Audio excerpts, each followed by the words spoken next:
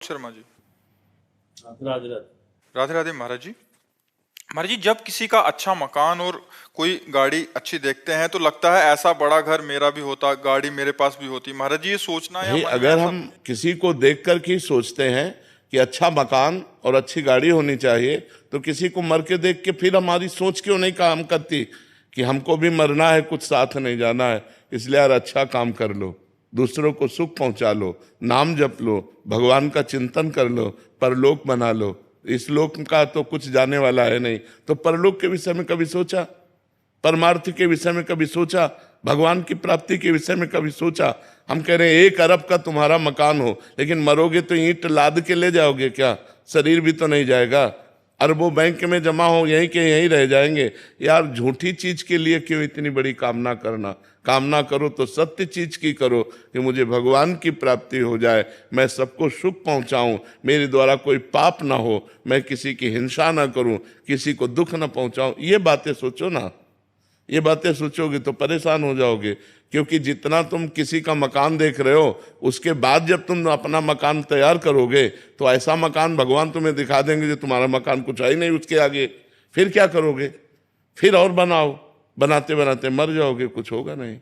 अब कितनी आयु रह गई, अपने को क्या पता अगला मिनट हमारा है कि नहीं? हमें क्या गारंटी? हमें क्या गारंटी कि अगला मिनट हमारा है? हम अगले मिनट रहेंगे कि नहीं रहेंगे, कोई गारंटी नहीं। यार ऐसी कमाई करो जो लोक परलोक सब जगह आनंद दे, वह भगवान का नाम जप करो, और जैसे भगवान रखें वैसे रह लो, और हमारा अंतिम बढ़िया बनना चाहिए।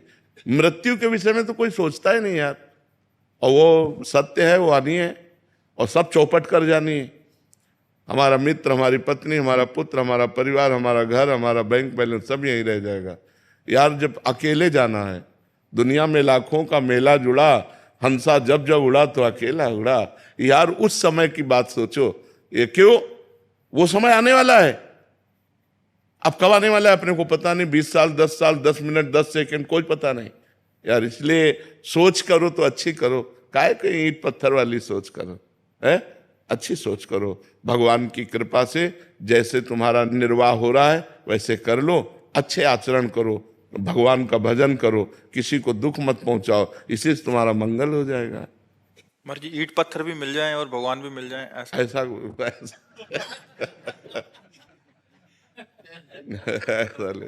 भगवान का लक्ष्य कर लो तो फिर सब व्यवस्था हो सकती है।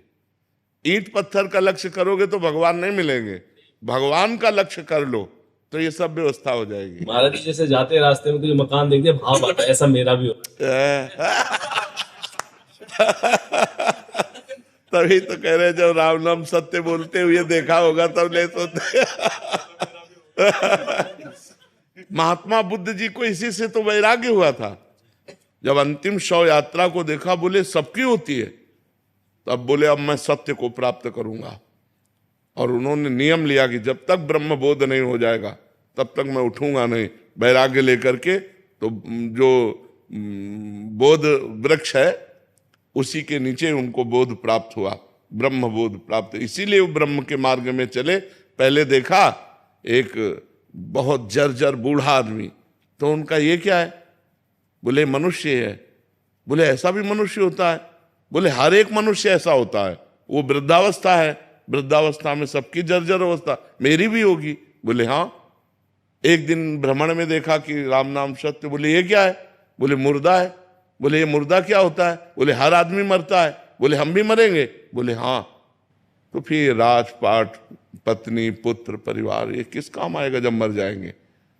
इसीलिए वो वैराग्य ले लिए, घर से भाग पड़े और फिर ब्रह्मबोध प्राप्त किया।